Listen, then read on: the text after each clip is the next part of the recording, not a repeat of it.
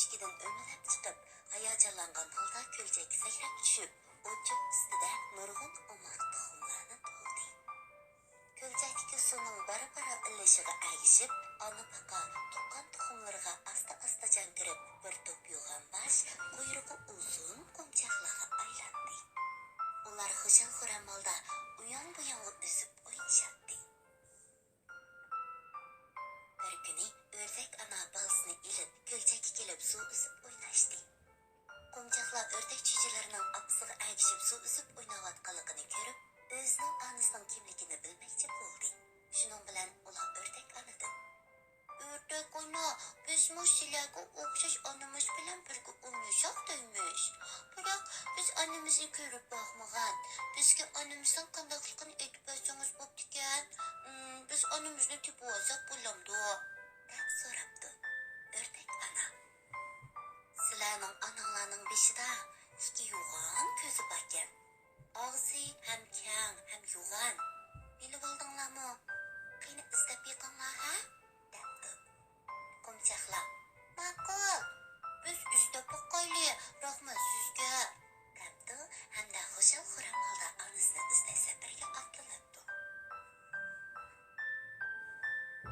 Onasini izlab maqan qo'mchoqlarga o'sib ketayotgan bir cho'mpilik uchrabdi. Qo'mchoqlar uning yo'g'on ikki ko'zi borligini, og'zi ham keng, ham cho'ng ekanligini ko'rib, cho'qim onamiz shu deb qo'g'lab berib, "Ona, ana!" deb chaqirishibdi.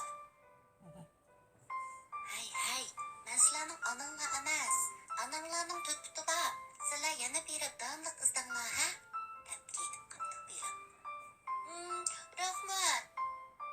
Rahmat sizga jumo", debdi qo'mchoqlar hamda davomliq onasini izlashga kirishibdi.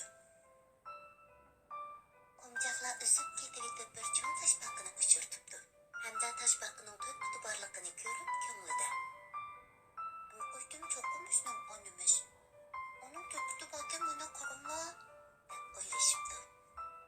Cho'ng toshbaqa qo'mchoqlarning onasini izlayotganligini anglagan ekan. Qo'mchoqlarning bunday qarashlardan u bir nimalarni his qilgandek bo'pti hamda kulib turib: "Men sizlarning onanglar emas qo'mchoqlar. Sizlarning onanglarning qo'zqi oqranglik", debdi. Qo'mchoqlar rahmat aytib, yana yo'liga ravon bo'ldi. Bu chog'da yo'g'on bir oqrangli qoz o'sib ketdi. Qo'mchoq oq qozning oq qo'rsqini ko'rib xushal holda: "Topdik, u cho'qimizning onamiz" deb o'yabdi-da, "Ona!" deb chaqirishibdi. Oq qoz kulib turib: "Ey, o'moqliqini bularning, men sizlarning onanglar emas. Onanglar yeshil kiyim kiyib oladi. Ko'lchakda-chu, qua, qua, qua qilib naqsh aytishga amroq", debdi. Qo'mchoqlar: "Rahmat sizga, deb davomliq oldiga qarab yuribdi. Qo'mchoq ko'lchakning keniga o'sib kelib, bir baqining yumloq nilupar yupurmoqining ustida o'tirganligini ko'ribdi. Hamda u baqidan bo'sh ovozda: "Siz onamizni ko'rdingizmi? Uning yo'g'on ikki ko'zi bor, og'zi yo'g'on ham keng, to'piti bor, oppoq qo'ziqi bor, yeshil kiyim kiygan. Go qilib naqsh aytishga amroq", deb so'rabdi baqa. "Men dal shu sizlarning onanglar bolalarim", debdi. Qo'mchoqlar buni anglab gumonlanib: "Bizning oldimiz nimishqa sizga o'xshamaydi?" "Shundaymi, bizning oldimiz nimishqa sizga o'xshamaydi?" deb so'rabdi. Baqa kulib turib: "Sizlardek kichik, keyinchi sizlarmi asta-asta menga o'xshaydigan bo'lsalar bolalarim", debdi. Qo'mchoqlar buni anglab xushalligidan mo'llaq qaytishib ketibdi hamda: